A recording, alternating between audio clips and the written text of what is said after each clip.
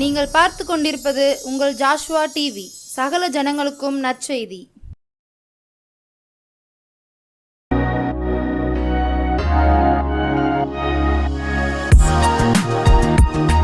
சேனைகளின் கர்த்தராகிய இயேசு கிறிஸ்துவின் நாமத்தினாலே உங்கள் யாவரையும் அன்போடு வாழ்த்துகிறேன்.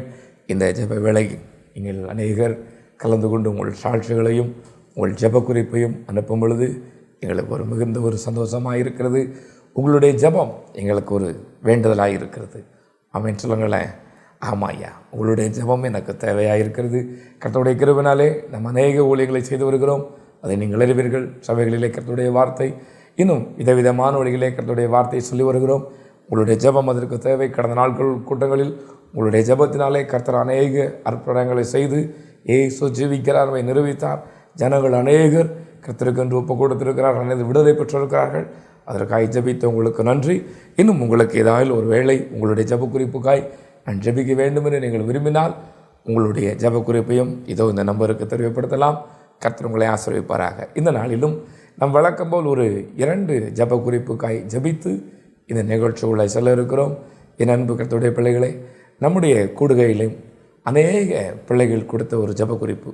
கடந்த நாட்களிலே நம்முடைய கன்வென்ஷன் கூடுகையிலே கர்த்தருடைய கிருபையினால் அநேக கர்த்தருடைய பிள்ளைகள் தந்த ஒரு ஜெப குறிப்பு. ஐயா, திருமணமாகி எனக்கு 6 வருடம் ஆகிறது, 5 வருடம் ஆகிறது, 4 வருடம் ஆகிறது, 9 வருடம் ஆகிறது, எனக்கு பிள்ளை இல்லையே என்று சொல்லி அநேகர் ஜெபிக்கும்படி கேட்டுக்கொண்டார்கள். சேனைகளின் கர்த்தர் அவர்களுக்கு இரக்கம் பாராட்டி நல்ல ஒரு குழந்தை பாக்கியத்தை அருள் செய்யும்படி நாம் ஜெபிப்போமா? ஒருவேளை நீங்களும் ஒருவேளை எனக்கு அனுப்பவில்லை என்று நினைத்தால் இப்பொழுதே என்னோடு சேர்ந்து ஜெபியுங்கள். சேனைகளின் கர்த்தர் இரக்கமுள்ள தெய்வம், மனதிறங்கி உங்களுக்கும் கர்த்தர் ஒரு பெரிய ஆசீர்வாதத்தை நன்மையை தருவார். நாம் ஜெபிப்போமா? எங்கள் அதிகமாக நேசிக்கிற எங்கள் பரலோக பிதாவே, இயேசு அப்பா, இந்த நாளிலே குழந்தை இல்லாத தம்பிகளுக்கான ஜெபிக்க வந்திருக்கேனப்பா. நீ சொல்லியிருக்கிறீர், பெற செய்கிறவரை நான் பிரசவத்தை தடுப்பேனோ என்று. நீர் தடுக்கிற தெய்வம் அல்லப்பா, கொடுக்கிற தெய்வம் என்று நான் பார்க்கிறேன். நீர் தேவனே உம்முடைய பிள்ளைகளுக்கு காலாகாலத்தின் ஆசீர்வாதங்களை தந்து ஆசீர்வதிங்கப்பா.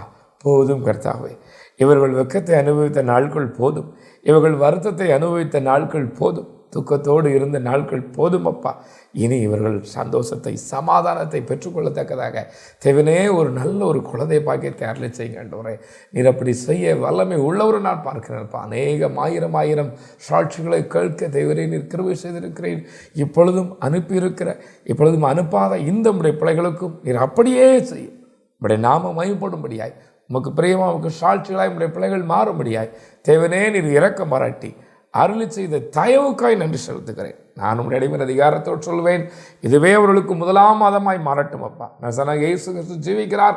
ஜீவனுள்ள ஜீவாதிபதி தம்முடைய ஜனங்களுக்காய் நன்மை செய்தவராய் சுற்றி திருந்தார் வேதத்தில் என பார்க்கிறபடி அந்த அதிகாரத்தின்படி உடைய பிள்ளைகளுக்கு நன்மையை கற்றிடும். பிதா குமாரன் சொத்தாவினாலே ஜெபிக்கிறேன், ஜெபங்களும் நல்ல பிதாவே. ஆமேன், ஆமேன், ஆமேன். என் அன்பு கர்த்தருடைய பிள்ளைகளே, இன்னும் ஒரு ஜெப குறிப்பாய் அநேகர் சொன்னது, நம்முடைய கொடுகையில் அநேகர் கலந்து கொண்டு, ஐயா என் குடும்பத்துக்காய் ஜெபியுங்கள் ஐயா, என் குடும்பத்தில் சந்தோஷமே இல்லை ஐயா, ஏன் வாழ்றோம் இருக்கு, வேதனை வருத்தம் தான் இருக்கிறது ஐயா, சமாதானம் இல்லவே இல்லை, என் கணவர் என்னோடு பேசி பல மாதங்கள் ஆகிறது, என் பிள்ளை என்னோடு பேசி பல வருடங்கள் ஆகிறது என்று சொல்லி கூட சொல்லி இருக்கிறார்கள். ஏதோ இருக்கிறோம் ஐயா, சிவனோடு இருக்கிறோம், வாழ பிடிக்கவில்லை, ஏன் இந்த போராட்டம், ஏன் இந்த வருத்தம், அதுவும் தெரியவில்லை ஐயா என்று சொல்கிறார்கள். வீட்டுக்கு போனா, வீட்டுக்கு போகணுமோ, வீட்டுக்கு போனா மறுபடியும் பிரச்சனை வருமே, வேதனை சண்டை வருமே, எதுக்கு பிரச்சனை, எதுக்கு தெரியல என்று சொல்லி அநேகர் சொல்கிறார்கள். என் அன்பு கர்த்தருடைய பிள்ளையே, ஒருவேளை உன்னுடைய வீடு இப்படிப்பட்டதா இருக்கிறதா, சமாதானம் இல்லாது இருக்கிறதா, சந்தோஷத்தை எங்கோ தொலைத்து விட்டோம் என்று சந்தோஷத்துக்காய் அலைகிறாயா? சமாதான பிரபுவாய் நமக்கு சமாதானத்தை அருள் செய்ய ஆக்கினை அவர் மேல் வந்திருக்கிறது.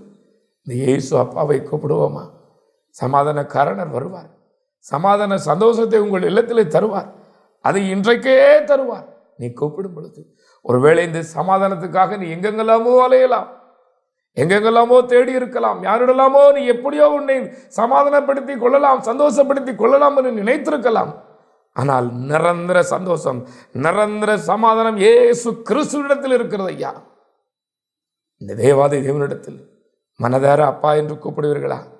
எங்கள் வீட்டுக்கு ஒரு சந்தோஷம் வேணும்ப்பா, என் வீட்டுக்கு ஒரு சமாதானம் வேண்டாண்டவரே, என் பிள்ளைகளுக்கும் எனக்கும் ஒரு சமாதானம் வேணும், என் கணவன் மனைவிக்குள் சமாதானம் வேணும், சொந்த பந்தத்துக்குள்ள ஒரு சமாதானம் வேணும், எனக்கும் இறக்கம் செய்யுங்கன்னு சொல்லுவீங்களா? அன்பு கர்த்தருடைய பிள்ளையே, சேர்ந்து ஜெபிப்போமா? அதிகமாக நேசிக்கிறங்கள் பரலோக பிதாவே, இயேசுவப்பா, நீர் சொல்லியிருக்கிறீர் சமாதானத்தை தருகிறேன், என்னுடைய சமாதானத்தை தருகிறேன் என்று சொன்னீரே.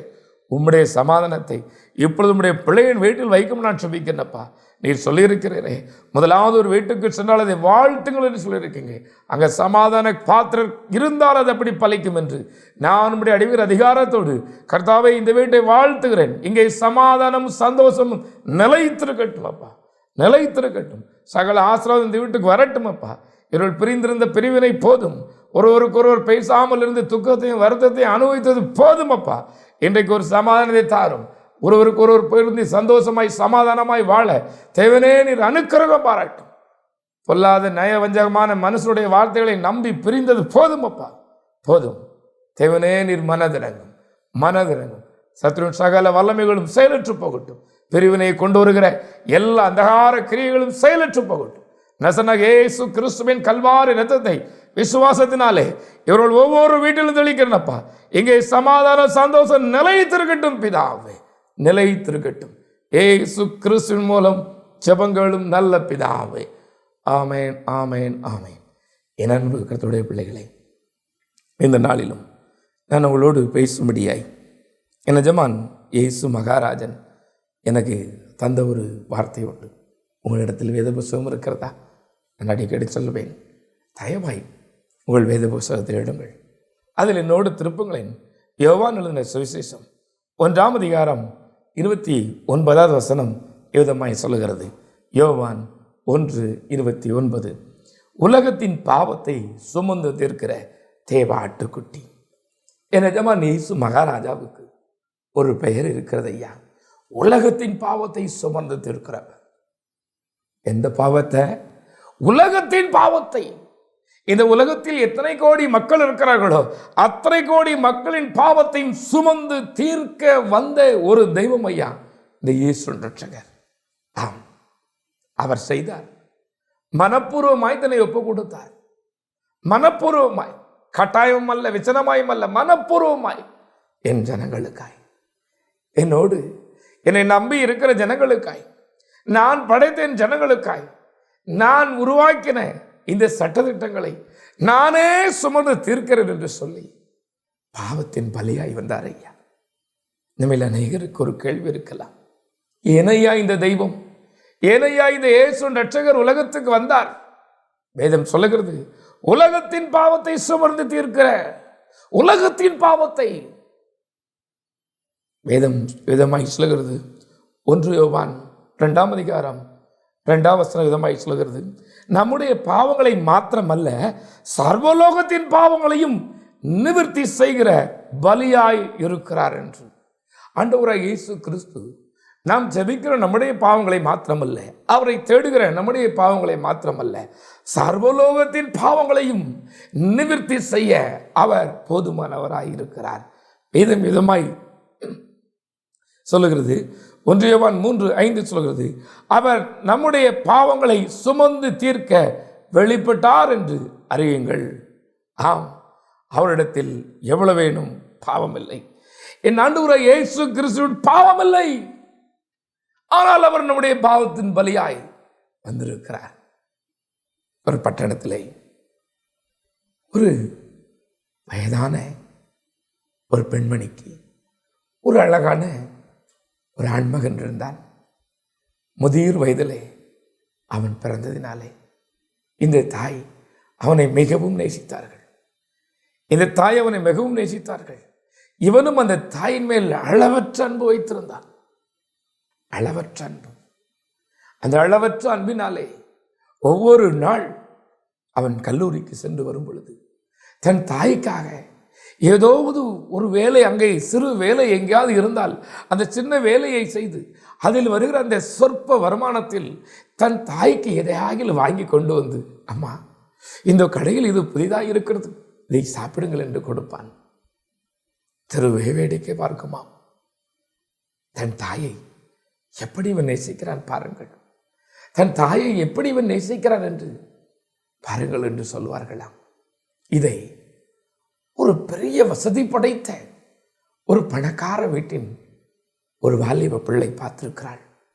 இவளுக்கு ஒரு எண்ணம் வந்திருக்கிறது, தன் தாயை இவ்வளவாய் நேசிக்கிறானே, அப்படி என்றால் அவள் நம்மை எவ்வளவாய் நேசிப்பார் என்று சொல்லி இவனோடு நம்ம பாஷையில சொல்ல போன எப்படியாவது இவனை பிடிச்சிட நினைச்சிருக்கிறான். ஆமா, இவனோ என் தாய், என் தாய், என்னுடைய தாய் தான், என்னுடைய தாய்க்காகத்தான் என்று சொல்லுவான். நாளானது ஒரு நாள் அவளே வீட்டுக்கு கிளம்பி வந்துட்டாள். இங்கிருந்து நான் போக மாட்டேன், இவனை எனக்கு பிடித்திருக்கிறது, இவன் தான் எனக்கு என்னுடைய வாழ்க்கை துணைவன் என்று சொல்லியிருக்கிறார். அந்த பணக்கார மனிதர் சொல்லியிருக்கிறார், அப்படி என்றால் என்னுடைய சொத்தில் உனக்கு ஒன்றுமில்லை, என்னுடைய பணத்தில் நான் சம்பாதித்த இந்த சம்பாத்தியத்தில் உனக்கு ஒன்றுமில்லை என்று சொல்லியிருக்கிறார். இவள் சொல்லியிருந்தாளாம், ஒன்றுமே வேண்டாம், ஒன்றுமே வேண்டாம் என்று சொல்லி இந்த வாலிபனோடு சிநேகமாயிருந்து இவரையே மணந்து கொண்டு ஆடம்பரமான காரில் சென்றவள் இவனுடைய சைக்கிளில் செல்வாளாம். ஆடம்பரமான விலை உயர்ந்த காரில் செல்லக்கூடிய அந்த மகள் இவனோடு சேர்ந்து அந்த சைக்கிள் செல்வாளாம். எல்லோரும் பேசி வைப்பார்களாம், ஐயோ இவள் எவ்வளோ பெரிய வீட்டில் உள்ள ஒரு பெண், எவ்வளோ பெரிய வீட்டில் உள்ள ஒரு பெண், இவளுடைய வசதி என்ன, இவளுடைய வீட்டில் இருக்கிற வேலைக்காரர்கள் எத்தனை பேர், இவனை நம்பி இவனை விரும்பி இருக்கிறாளே, இப்படி போவாளா இப்படி போவாளா என்று பேசுவார்களாம். நம்ம பகுதியில் எப்படித்தானே. ஆனால் அவளோ சொன்னாலாம், எனக்கு இருந்தது ஒரே ஒரு இதயம், அந்த இதயம் இவர் செய்கிற காரியத்தை பார்த்து, தன் தாயை சிநேகிதத்தை பார்த்து அவரிடத்தில் கொடுத்து விட்டேன், வேறு இதயம் எனக்கு எதுவும் இல்லை, இனி அவருடைய வாழ்வுதான் என்னுடைய வாழ்வு, அவருடைய சந்தோஷம் தான் என்னுடைய சந்தோஷம் என்று சொன்னாலாம். உலக பிரகாரமாய் நீங்கள் இதை போல் பல கோடி காரியங்களை நீங்கள் கேள்விப்பட்டிருக்கலாம். நான் உங்களுக்கு சொல்வேன், வேதத்திலே நல்லவர்களுக்கு ஒருவேளை ஒருவன் மரிப்பான், நல்ல இப்படிப்பட்ட ஒரு மனிதனுக்கு அநேகர் சிநேகிப்பார்கள். உண்மைதானையா? பணம் இருந்ததுனால் அநேகர் சிநேகிப்பார்கள், பதவி இருந்துச்சுன்னா அநேகர் நம்மை சிநேகிப்பார்கள். வசதி இருக்கும் பொழுது நம்முடைய சிநேகருடைய வட்டம் அதிகமாகிக் கொண்டே இருக்கும். பெயர் புகழ் இருக்கும் பொழுது நம்மை சிநேகிக்க, நம்மோடு பேசுவதற்கு அநேக ஆட்கள் வருவார்கள். வேதம் சொல்கிறது, ஐயா நாம் பாவிகளாயிருக்கையில், நாம் பாவியா இருக்கும் போது கிறிஸ்து இயேசு நம்மேல் வைத்த அன்பு, நாம் ஒன்றுக்கும் உதவாமல் தெருவாரால் சுற்றப்படும் பொழுது, சொந்தத்தால் சுற்றப்படும் பொழுது, கூட பிறந்த அண்ணன் தம்பி நீ எல்லாம் விளங்க மாட்டடா, நீ என்ன கிட்ட தேர்வுன்னு சொல்லி தூற்றும் பொழுது நம்ம மேல ஒரு ஆள் அன்பு வச்சுட்டார் ஐயா, நம்ம மேல ஒரு ஆள் அன்பு வச்சுட்டாரு பாருங்கள் ஐயா. அம்மா உன் சொந்தம் உன்னை வெறுக்குது, உன்னை பெற்ற உன் தாய் தகப்பன் வெறுக்கிறாள், ஆனால் உனக்காய் உன் மேல் அன்பு வைத்து பரலோக மேன்மையை துறந்த ஒரு தெய்வம் இருக்கிறார் ஐயா. நிஜமான எழுந்திருக்கும் பொழுது சர்வ சேனையுமே எழுந்திருக்குமா, சர்வ சேனை எழுந்திருக்குமா. பரலோகத்திலே 24 மூப்பர்களும் தாழ விழுந்து வணங்குவார்களாம். அப்படிப்பட்ட தெய்வம், அப்படிப்பட்ட மகா மேன்மையுள்ள தெய்வம், வார்த்தையால் வானத்தையும் பூமியை உண்டாக்கினவர், சந்திரனுக்கும் சூரியனுக்கும் கட்டளையிடுகிற தெய்வம், நம்ம மேல அன்பு வச்சு நம்ம போல ஒரு பாடுள்ள ஒரு மனிதனாய், பரிதவிக்கிற ஒரு மனிதனாய் நம்ம மேல வச்ச அன்புனால நான் எழுதிவிட்டேன் ஐயா. ரத்தம் சிந்ததில் இல்லாமல் பாவ மன்னிப்பு இல்லை என்று நான் எழுதிவிட்டேன். நான் கொடுத்திருக்கிறேன் பாவத்துக்கு தண்டனை பலி என்று நான் சொல்லிவிட்டேன். அதற்காக என் ஜனங்களை மீட்பதற்காக, நான் அன்பு வைத்த என் ஜனங்களை மீட்பதற்காக, நான் அன்பு வைத்திருக்கிற என் பிள்ளைகளை மீட்பதற்காக நானே வருகிறேன் என்று சொல்லி என் எஜமான் இயேசு மகாராஜன் மனதார வந்தார் ஐயா. வேதம் நமக்கு சொல்லுகிறது, சங்கீதம் 123:12 சொல்கிறது, மேற்குக்கும் கிழக்குக்கும் எவ்வளவு தூரமோ அவ்வளவு தூரமாய் அவர் நம்முடைய பாவங்களை நம்மை விட்டு விலக்கி இருக்கிறார் என்று. ஒருவேளை என்னையா இந்த மனுஷன் பாவம் பாவம் என்று சொல்லுகிறார் என்று சொல்லுகிறீர்களா? என் அன்பு கர்த்தருடைய பிள்ளையே, வேதத்திலே சொல்லுகிறது, மீகா 7:19 சொல்லுகிறது, நம்முடைய பாவங்களை எல்லாம் சமுத்திரத்தின் ஆழத்திலே போட்டு விட்டார். பாவம் செய்யாத ஒரு நீதிமான் இந்த உலகத்தில் உண்டோ? எங்கே இருக்கிறார் அவர்? ஒருவரும் இல்லை. வேதத்திலே 1 யோவான் 1:8 சொல்கிறது, நமக்கு பாவம் இல்லை என்று சொல்வோமாகில் நம்மை நாமே வஞ்சிக்கிறவர்களாயிருப்போம், சத்தியம் நமக்குள் இராது என்று சொல். என் தேவன் உன்னோடு பேச விரும்புகிறார். உன் பழைய நாட்களை எண்ணிப்பார். என் ஆண்டவர் சொல்வார், உன் ஆதி தகப்பன் பாவம் செய்தான், ஆதி தகப்பன் பாவம் செய்தான் என்று. நேற்றைய தினத்திலே எனக்கு அநேக ஜெப குறிப்புகள் இருந்தது. என்னோடு அநேகர் பேசி என் பிள்ளைக்காய் ஜெபியுங்கள் ஐயா என்று சொன்னார்.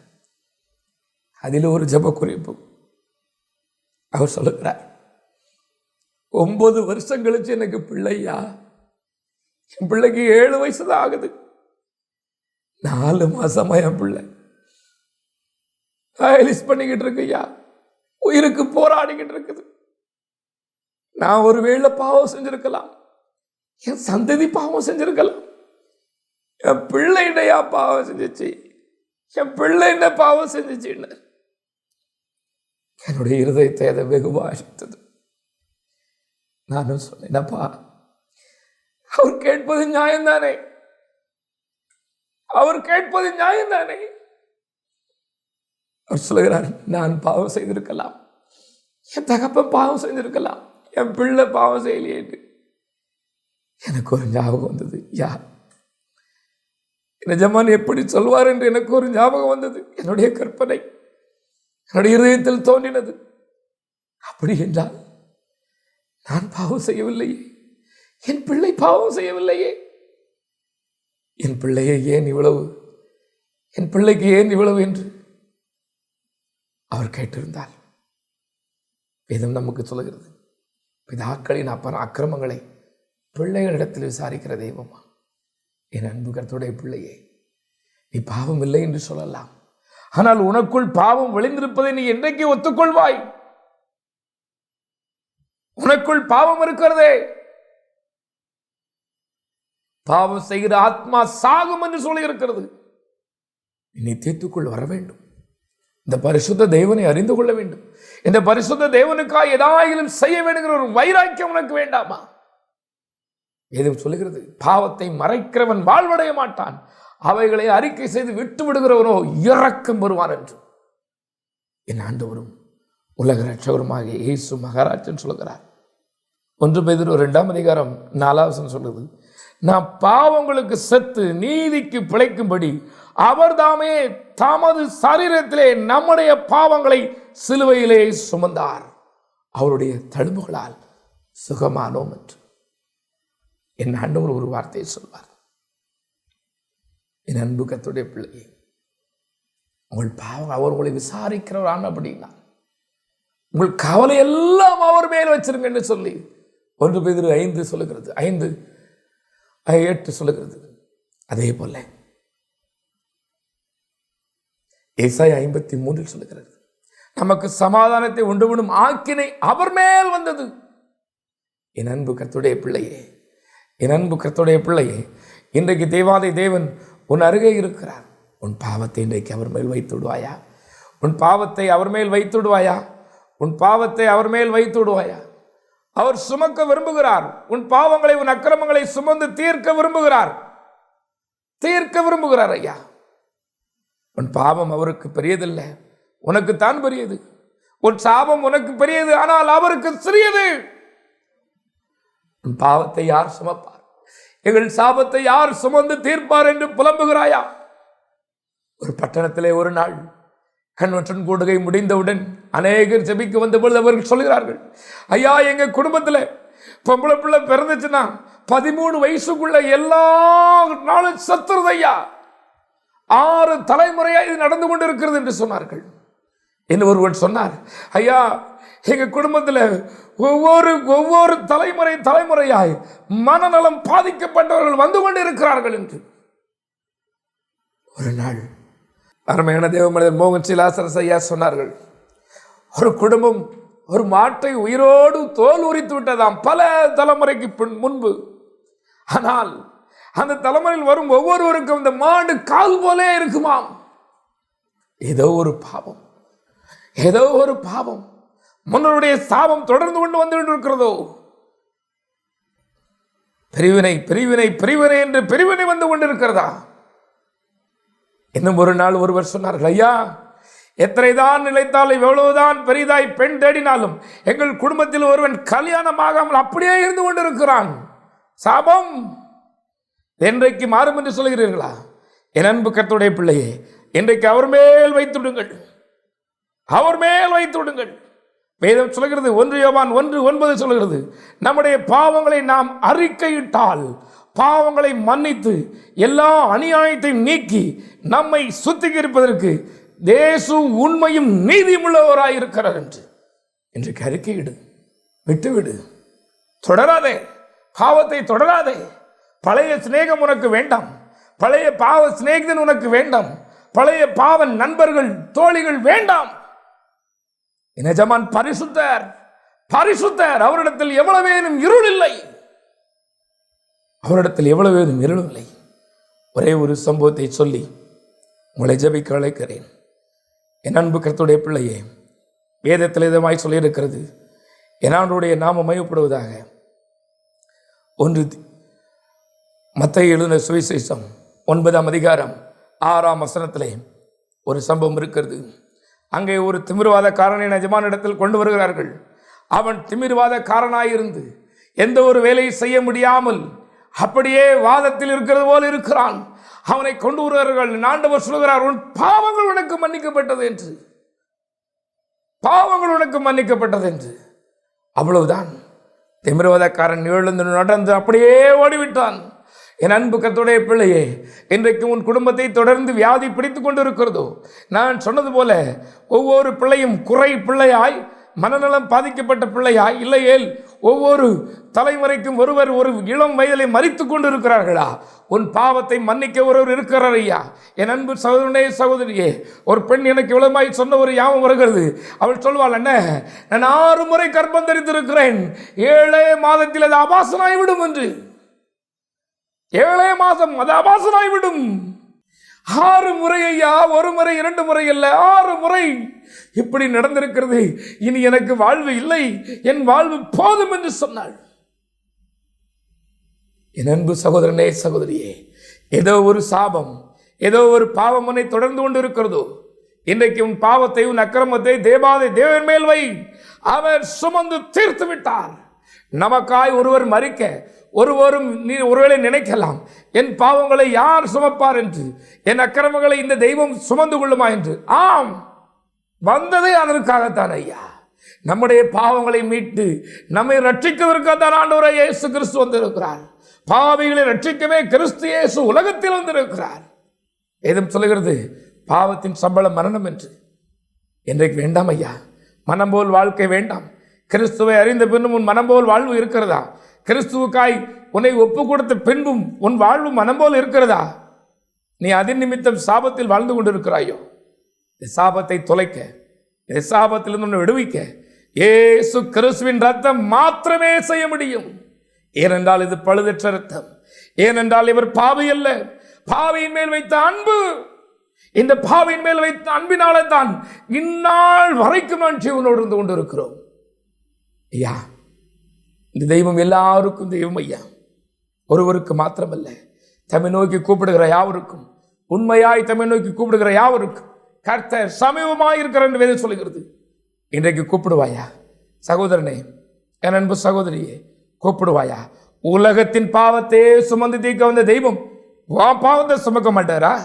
உலகத்தின் பாவத்தை சுமர்ந்து தீர்த்து முடிந்தது என்று சொன்ன தெய்வம் இன்றைக்கு உன் பாவங்களை, உன் சாபங்களை, உன் குடும்பத்தை தொடர்ந்து வந்து கொண்டிருக்கிற பொல்லாத எல்லா கிரியைகளையும் அழித்து உனக்கும் ஒரு இனி உனக்கு விரோதமாய் வந்ததெல்லாம் முடிந்தது, இனி சந்தோஷம் சமாதானம் என்று சொல்ல மாட்டாரா? சொல்லுவார்.